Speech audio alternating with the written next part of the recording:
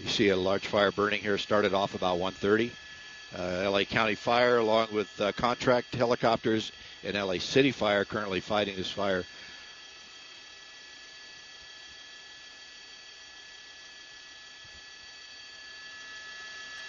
Okay.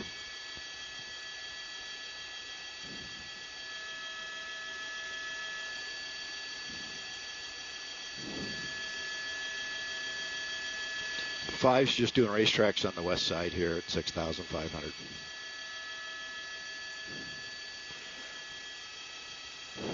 Roger.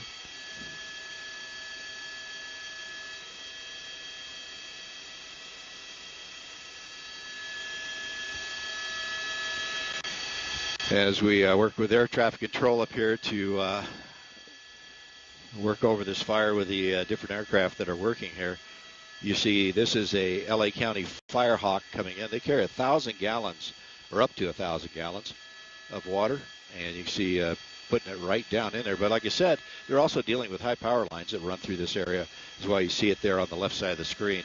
So dealing with smoke, turbulence, and wires, all in a day's work for these LA County firefighters in the helicopters.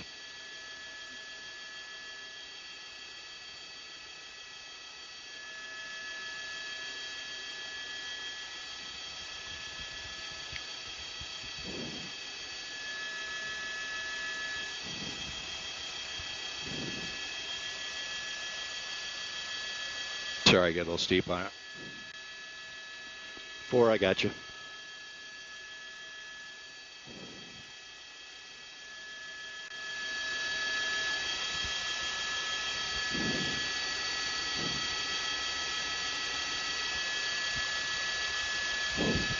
Yeah, they're getting a good handle on this. There's a big flare up right next to the freeway. Yeah, I can't tell if you're on it or not. Yeah, right there.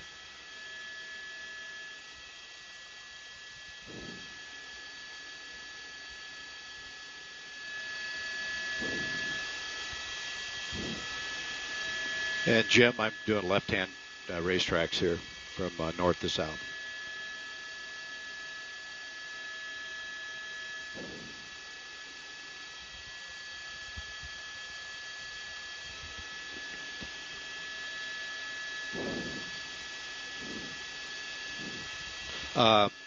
No, that's the Apple guys talking.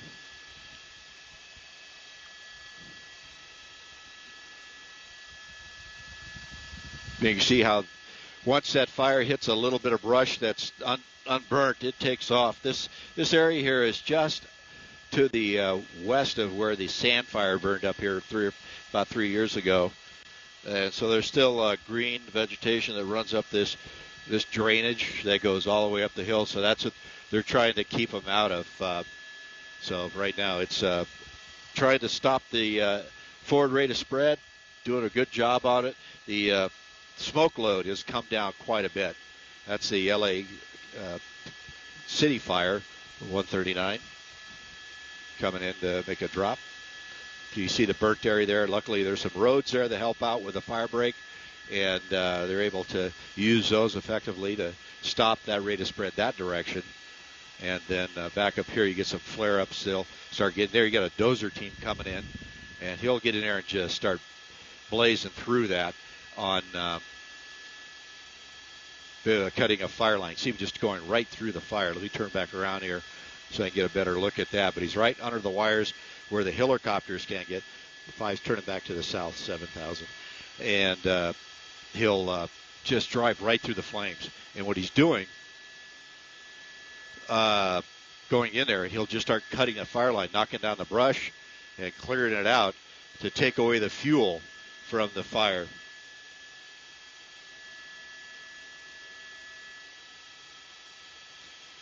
I know you meant west.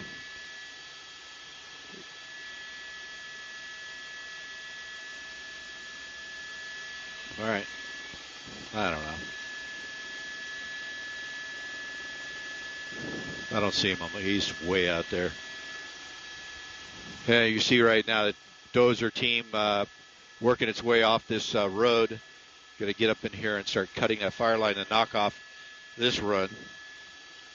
And there's a hand crew coming down to support that dozer.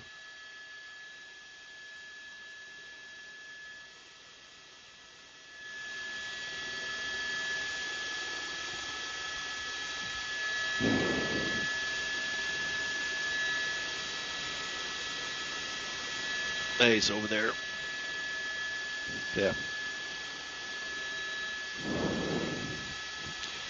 And that's one of the folks that we don't normally see because we're so high over these, watching the helicopters and the tanker crew. These are the men and women doing the hard work with the shovels and the picks down, cutting the fire line. That's the dozer working its way. It looks like there's a creek bed there that he may be having an issue getting across, and he's just, you see him just pushing brush into that creek bed and just cutting the line, just blazing through there. These big diesel cats that are they use, they can clean out an area pretty quick. And he turns it, pushes it up over here. He'll back up, cut again, and he's just cutting that fire line, just, you know, probably about an 8-foot swash. And you can see the fire's right ahead of him there. Yeah, he's going to get right up in here, cut off any advance through that area, and then get up right there next to the fire and cut off the fuel from that fire. We've watched these operators get into some real tight areas and get in there and cut that line, going right through the fire at times. So they're in a fully contained cabin on those dozers. Has its own air filtration, even has oxygen in there, or air actually, like the firefighters wear at structure fires, and he's able to put that on if it starts getting to be a problem. He's turning back to the west.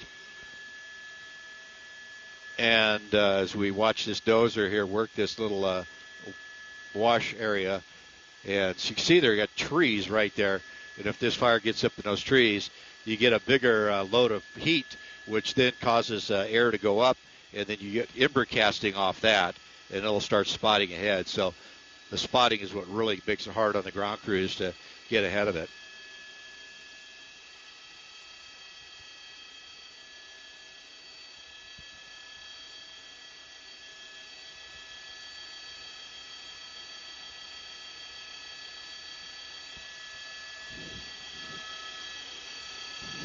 Once again, if you're just joining us up here, we're in Newhall, right off the 14 at Newhall Avenue.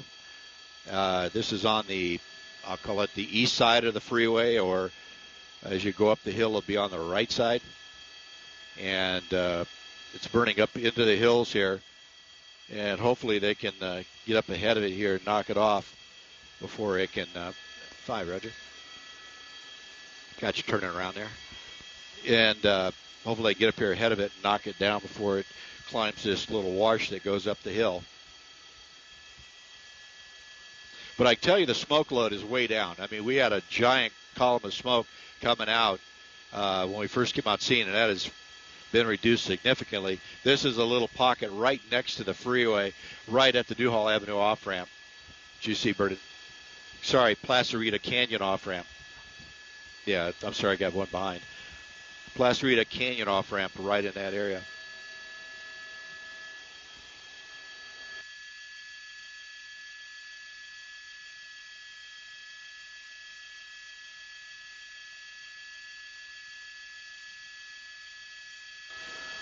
Then I'll have my photog Colton throw up the map for us here, the Skyview 5, show you where we're at here on the 14.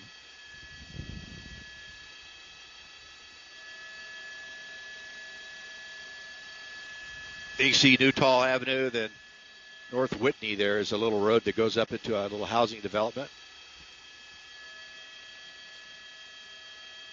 And right there is Placerita Canyon where this fire is burning, right at the Cloverleaf for the off-ramp.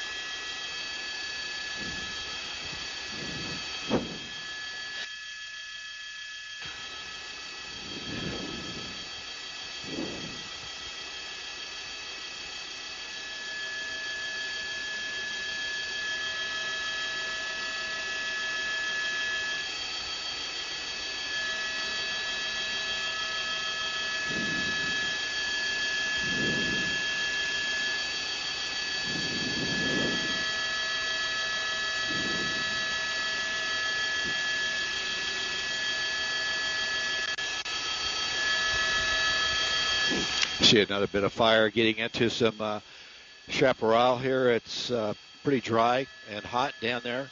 The fuels are dry, so it really gets going in a hurry, and it starts preheating ahead of it. So that's why you see those big flare-ups. And right there you got L.A. County fire. That is the Helco that's overhead. He's controlling all the helicopter fight going on. Here comes a Sikorsky. 1,500 gallons of water out of the bottom of that. You can see it right direct attack. And he uses the wind to let it drift. And there you have steam. And a couple more drops like that, and that little hot spot's going to be gone.